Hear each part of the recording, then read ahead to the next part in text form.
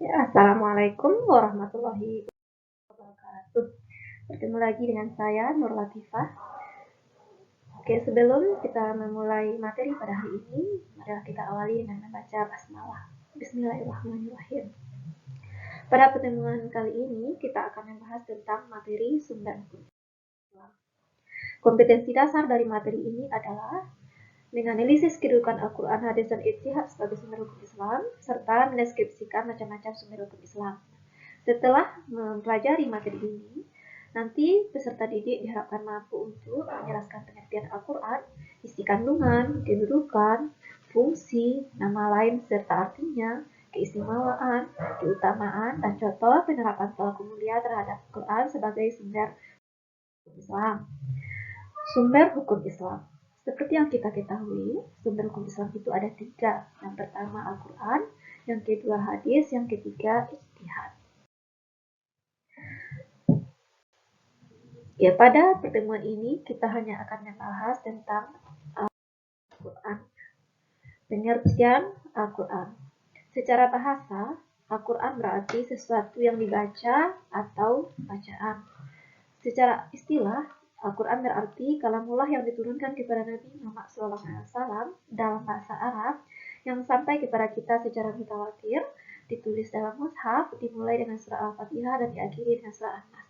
Membacanya berfungsi sebagai ibadah dan sebagai mukjizat Nabi Muhammad dan sebagai hidayah atau petunjuk bagi umat manusia.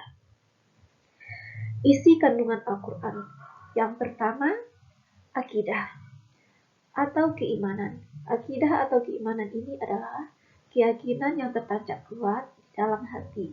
Yang kedua, akhlak atau budi pekerti, yaitu berisi tentang tata cara atau akhlak kita yang berhubungan dengan Allah, berhubungan dengan manusia, berhubungan nas, dan juga dengan alam dan lingkungan sekitar.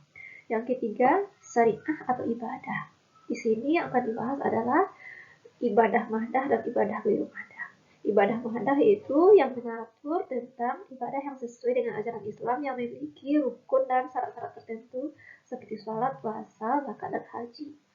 Sementara ibadah ghairu mahdah itu yang berhubungan dengan hukum muamalah seperti hukum jual beli, hukum tertata, hukum pidana, dan lain sebagainya. Kedudukan Al-Quran sebagai sumber hukum Islam itu merupakan sumber utama dan pertama, yaitu dapat kita lihat di dalam surah An-Nisa ayat 59 yang artinya, wahai orang-orang yang beriman, taatilah Allah dan taatilah Rasul dan ulil amri di antara kamu. Kemudian jika kamu berbeda pendapat tentang sesuatu, maka kembalikanlah kepada Allah dan Rasulnya. Jika kamu beriman kepada Allah dan hari kemudian, yang demikian itu lebih utama bagimu dan lebih baik akibatnya. Ya, fungsi Al-Quran sebagai sumber hukum Islam. Yang pertama, sebagai pedoman hidup bagi manusia untuk mencapai kebahagiaan dunia dan akhirat. Jika kita menginginkan hidup bahagia dunia akhirat, maka jadikanlah Al-Quran sebagai pedoman hidup kita. Yang kedua, sebagai pendekas di bidang akidah. Yang ketiga, sebagai obat penyakit rohani. Jika kita merasa galau dan semacamnya, maka bacalah Al-Quran, insya Allah kita akan menemukan ketenangan. Yang keempat, sebagai pemberi kabar gembira. Yang kelima, sebagai pemberi motivasi lahir dan iptek. Yang keenam, sebagai pembeda antara yang hak dengan yang batil. Yang ketujuh, sebagai hakim yang diberi wewenang oleh Allah untuk memberikan keputusan terakhir mengenai beberapa masalah yang sedang diperselisihkan. Yang kedelapan, sebagai mukjizat Nabi Muhammad SAW yang tidak tertandingi. Nama lain Al-Quran dan artinya. Yang pertama, Alkitab artinya buku. Yang kedua, Al-Furqan yang artinya pembeda yang benar dan yang salah. Yang ketiga, Az-Zikru yang artinya pemberi peringatan. Yang keempat, Asy-Syifa yang berarti penyembuh. Yang kelima, Al-Huda artinya petunjuk. Yang keenam, Al-Kalam atau kalam ilahi. Keistimewaan Al-Quran. Yang pertama, Al-Quran merupakan wahyu Allah. Yang kedua, Al-Quran merupakan hujjah. Yang ketiga, Al-Quran memiliki nilai sastra yang tinggi dan tidak tertandingi. Yang keempat, Al-Quran membacanya bernilai ibadah. Kelima, Al-Quran turun dengan menggunakan bahasa Arab. Ketujuh, Al-Quran adalah mukjizat terbesar Rasulullah menurut kenabian. Dan Al-Quran keasliannya terjaga serta Al-Quran sebagai Bagaimana keutamaan berpegang teguh kepada Al-Quran? Berpegang teguh kepada Al-Quran akan menyelamatkan manusia hidup di dunia dan akhirat.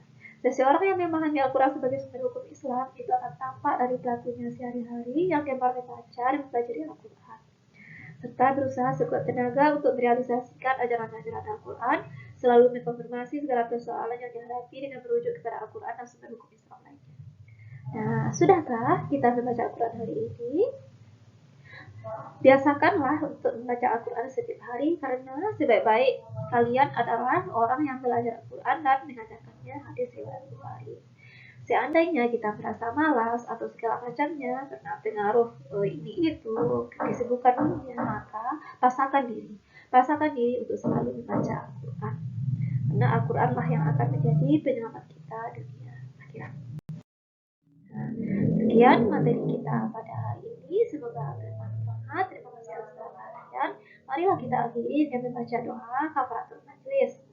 Subhanakallahumma wa bihamdika asyhadu an la ilaha illa anta astaghfiruka wa atubu ilaik.